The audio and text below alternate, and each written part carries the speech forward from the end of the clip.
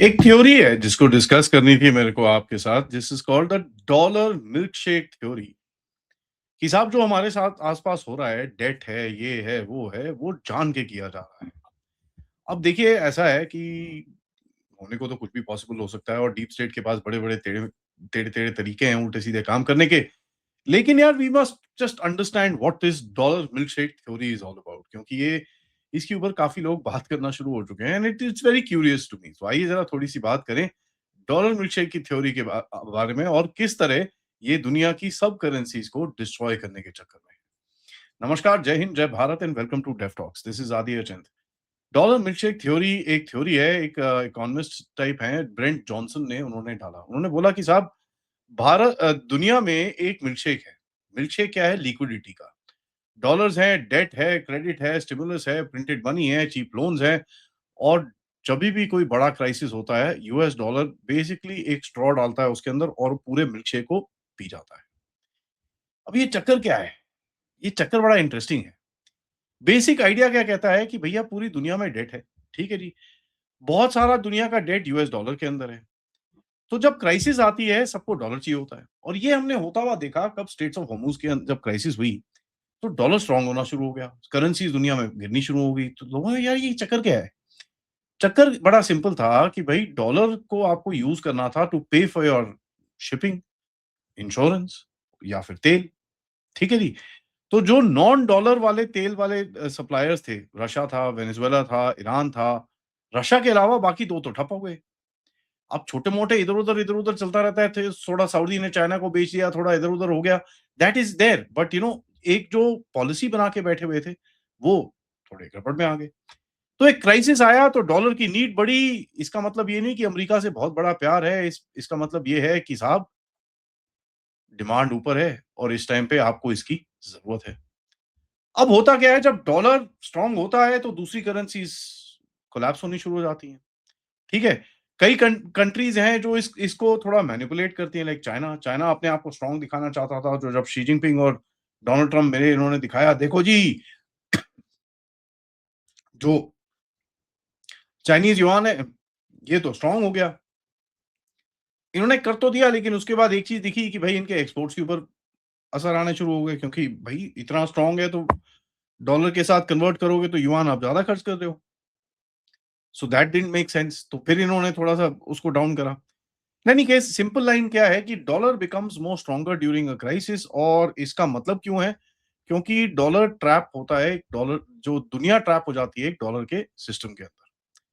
अब इसको आप मिल्कशेक क्यों बोलोगे? भई दुनिया की इकोनॉमी एक बहुत बड़े मिल्कशेक की तरह है, जिसके अंदर प्रिंटेड मनी है, चीप लोन्स हैं, जैसे मैंने आपको बताया, गवर्नमेंट का डेट है, बैंक का क्रेडिट है, स्टिमुलस का पैसा है, सेंट्रल बैंक की लिक्विडिटी है। और 2008 के क्राइसिस के बाद और उसके बाद कोविड के बाद अगर आप देखें, सेंट्रल बैंक्स ने काफ़ी पैसा डाला ग्लोबल इकोनॉमी के अंदर। तो जो मिल्कशेक का ग्लास था, वो पूरा भर गया। अब यूएस डॉलर कर क्या रहा है कि वो स्ट्रॉ निकाल के खींच रहा है। और जब पैनिक होता है तो भैया अमेरिका का पैसा एकदम वापस अपने पास आना शुरू हो जाता है। तो that is called the dollar milkshake.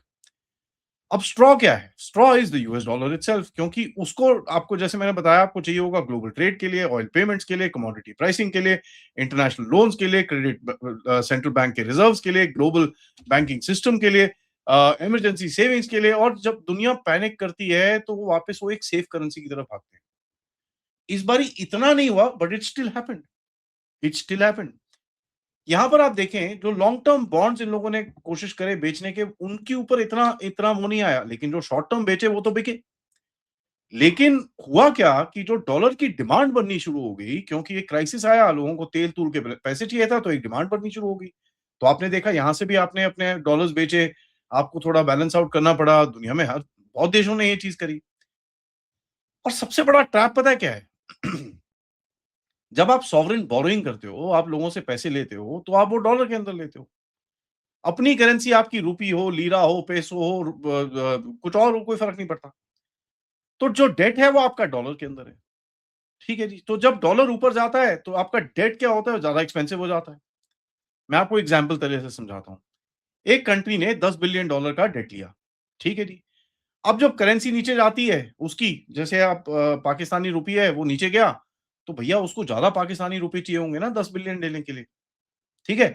तो कहीं न कहीं वो एक छोटा-सा गड़बड़ हो जाता है। तो आपको भैया कहीं अपनी करेंसी को बैलेंस करना पड़ता है at a certain point of time, जहाँ पर आप बोलो कि यार मेरा जो एक्सपोर्ट में बूस्ट हो रहा है वर्सेस जो मेरे को आउट पेमेंट करनी है डॉलर में, उसमें काउंटर बैलेंस रहे और मैं प्रॉफिट बनाऊँ।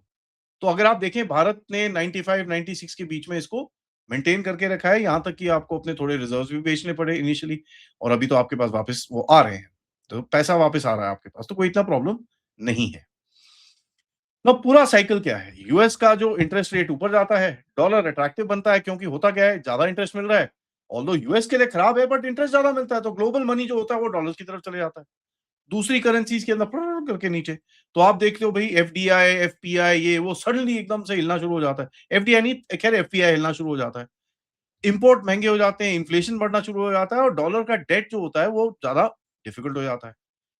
और जो वीक कंट्रीज़ होती हैं, वीकर इकोनॉमीज़ होती हैं, उससे तो भर के पैसा बाहर निकलता है और जो स्ट्रॉन्गर इकोनॉमीज़ होती है, उनके अंदर से भी निकलता है। So it's the same thing, ठीक है जी? यही एक स्क्वीज़ है। अब डॉलर ऊपर क्यों जाता है? भैया अगर देखो अमेरिका का इतना बड़ा डेट है, उसके पास इतने पैसे हैं, इतना डेफिसिट है, तो डॉलर को तो एक्चुअली कोलैप्स होना चाहिए, करेक्ट? बट देखिए होता क्या है कि अमेरिका की डिपेंडेंसी तो है ही है, लेकिन जो रेस्ट ऑफ द वर्ल्ड है, उसकी भी डिपेंडेंसी डॉलर के ऊपर है। तो जब क्राइसिस आती है, चाहे वो नेचुरल क्राइसिस हो, चाहे क्रिएटेड क्राइसिस हो, अमेरिका की जैसे ईरान का लड़ाई कर ली, ये कर लिया, कोविड कर लिया, ये कर लिया, ये क्रिएटेड क्राइसिस है, ठीक है? ये नेचुरल क्राइसिस नहीं है। और इसका मतलब क्या है? डॉलर तेज हो जाता है। इसका मतलब ये नहीं है कि भैया अमेरिका बहुत चैंपियन थी। ना, ना, ना, ना, वो गड्ढे में है, लेकिन डॉलर फिर भी स्ट्रॉन्ग हो जाता है। वो साला गड्ढे में बैठा है। Nobody loves the dollar, let me say that very clearly. तो कंट्रीज में hate the dollar dominance, they may talk about D-dollarisation, they may want alternatives, लेकिन जब पैनिक आता है तो सब लोग फिर डॉलर के पास भागते हैं और चाइना का ऐसे ही देखिए सबसे बड़ा एग्जांपल है। जब शी जिनपिंग और ट्रम्प की मीटिंग हुई, वहां पर क्या डिसाइड हुआ कि भाई चाइना तेल खरीदेगा अमेरिका से, जो ईरान का नहीं खरीद पा रहा था वो। अब उसके पैसे किसमें देगा वो? यूएस डॉलर्स के अंदर। तो यही गड़बड़ हो जाती है। क्योंकि जो ऑयल है वो still priced in dollars, trade invoices dollars में बनते हैं, लोन्स डॉलर में बनते हैं, बैंक सेटलमेंट डॉलर में होती है, इन्वेस्टर्स यूएस मार्केट की तरफ भागते हैं, यूएस ट्रेजरी का जो रीच है वो काफ़ी डीप है और जो ग्लोबल रिजर्व्स हैं वो अभी भी डॉलर के अंदर। तो इसको आप बोल सकते हैं एक लाइफ एक्सटेंशन। ये जो क्रिएटेड क्राइसिस होती हैं, ये क्यों की जाती हैं? क्योंकि एक लाइफ एक्सटेंशन मिल जाती है। ठीक है? और जो जो सबसे वीक इकोनॉमीज़ होती हैं, उनकी तो घंटी बज जाती है एकदम पूरी तरह से, क्योंकि उनके पास ना फॉरेक्स रिज़र्व्स होते हैं, कुछ पेमेंट-वूमेंट करने के, ना उनके पास अपना कुछ सिस्टम है, डै डॉलर का डेब्ट ज़बरदस्त ऊपर है, इम्पोर्ट के बिल ज़बरदस्त हाई हैं, एक्सपोर्ट्स नाम की कोई चीज़ नहीं है, पॉलिटिकल इंस्टेबिलिटी है, कासिम मुनीर जैसा बंदा बैठा है। तो पाकिस्तान का एग्ज़ाम्पल आप ले लीजिए, आपको दिख जाएगा वहीं पर ही। ठीक है जी? नाउ यहाँ पर सबसे इम्पोर्टेंट चीज़ जो है, वो है ऑयल। ठीक है जी। तो इस थ्योरी के हिसाब से मैं बता रहा हूँ, अब ये रियल है कि नहीं है वो तो टाइम ही बताएगा। ठीक है? तो अगर आप देखें कि भई जो ऑयल है, उसका मतलब क्या? उसको डॉलर चाहिए। डॉलर बढ़ता है तो फिर ऑयल ज़्यादा एक्सपेंसिव हो जाता है लोकल करेंसी के अंदर। That means petrol price goes up, diesel price goes up, transport price goes up, food price go up, electricity price go up and inflation बढ़ता है। तो ये भी देख लीजिए। बट इससे अमेरिका को बेनिफिट हो जाता है, क्योंकि ग्लोबल कैपिटल उस तरफ आना शुरू हो जाता है, यूएस के ट्रेज़री बॉन्ड थोड़े बहुत बिक जाते हैं, बैंक्स में थोड़ा पैसा आ जाता है, मार्केट में पैसा आ जाता है और यूएस एसेट्स के अंदर थोड़ा पैसा आ जाता है। तो अमेरिका को एक एडवांटेज मिल जाता है। ठीक है जी? सो दूसरे कंट्रीज़ होते हैं, they bleed capital and America is taking in the capital. वो मिल्क शेक पी रहा होता है बैठ के आराम से। बट इतना आराम से उसकी स्टोरी भी नहीं है, क्योंकि जो उसके आउट पेमेंट है as a country, that becomes a major problem. अब देखिए इंडिया में एक काफ़ी स्ट्रॉन्ग बफर्स हैं आपके पास, लार्ज फॉरेक्स रिजर्व्स हैं, स्ट्रॉन्ग सर्विसेज हैं, आईटी अर्निंग्स है, रेमिटेंसेस हैं, मैन्युफैक्चरिंग ग्रोइंग है, आपके एक्सपोर्ट्स काफ़ी अच्छे चल रहे हैं, तो काफ़ी आपके पास एक बफर मिलता है जहाँ पर आप इसको आप थोड़ा-सा कहीं न कहीं बैलेंस कर सकते हो। और फिर भी अगर आप देखें, अब भारत अल्टरनेटिव्स पुश कर रहा है, क्योंकि भारत को पता है यार साला ये बार-बार उल्टे काम करेंगे और इससे ये स्ट्रेंथनिंग अपने आप को लाइफ एक्सटेंशन देते रहेंगे, तो इससे अच्छा थोड़ा बहुत रूपी ट्रेड करेंसी देखो, लोकल करेंसी की बात करो, यूपीआई को इंटरनेशनलाइज़ करो, गोल्ड रिजर्व्स बढ़ाओ, बायलैटरल पेमेंट सिस्टम्स की बात करो, रशिया के साथ और दूसरे देशों के साथ नॉन डॉलर रूट्स को देखो, फॉरेक्स रिजर्व्स को बना के रखो, मेक इन इंडिया पे बात करो। अब देखते हैं चाइना का एंगल। चाइना बोलता है भाई डी-डॉलराइज़ कर दो दुनिया को। ठीक है जी। बट चाइना के पास सबसे बड़ा प्रॉब्लम है, yuan can not replace the dollar, क्योंकि युआन को कोई ट्रस्ट नहीं करता। फ्री नहीं है, ओपन नहीं है, प्रॉपर्टी सेक्टर इतना बुरे हाल है, डेट उनका ओपेक है, ग्लोबल ट्रेडिंग कम्युनिटी जो है, वो मानती नहीं है, इसको कोई रिजर्व में रखना नहीं चाहता। तो ये गड़बड़ है। अब होता क्या है कि देखिए, एक करेंसी के अंदर ट्रस्ट होना चाहिए। लेट मी से this, nobody trust America, but एक डॉलर के अंदर ट्रस्ट अभी भी बैठता है। अब बॉटम लाइन ये है कि इसका मतलब क्या डॉलर हमेशा रहेगा? ना। इसका मतलब ये है कि before the dollar system breaks, it may have to first become very strong. ये एक साइकिल रहेगा, काफी टाइम चलेगा। जैसे मैं बोल रहा हूं ना, life extension. The strength will damage other currencies. तो एंड गेम क्या होगा कि भाई, डेट बहुत ज्यादा, इन्फ्लेशन ऊपर, US raise rates, dollar strengthens, currency falls, dollar debt becomes painful. तो ये आपका एक साइकिल बार बार चलता रहेगा। ठीक है। नाउ ये एक देखिए, पाकिस्तान एंड टर्की के जो दो एग्जांपल्स हैं, ये एकदम फिट बैठते हैं इसके ऊपर, एकदम fit. It can clearly B explain कि भाई इस जगह पे ये कैसे ये डॉलर का मिल्कशेक, और मिल्कशेक में स्ट्रॉ लगा के भैंस की आंख अमेरिका खींच रहा है। अब देखिए, do not assume that the dollar will collapse first. No, weak currencies may collapse before the dollar. Dollar may become stronger and it may create a lot of pain. ठीक है। अब ये कैसे एंड होगा, इसके ऊपर तो हम डिस्कशंस कर ही सकते हैं, लेकिन at the end of it, जाने से पहले ये दूसरों को बहुत डैमेज करके जाएगा। That is the bottom line. Thank you so much for watching. Video को लाइक करिए, सब्सक्राइब करिए and share this with your friends and families, end of course if you can please support the channel.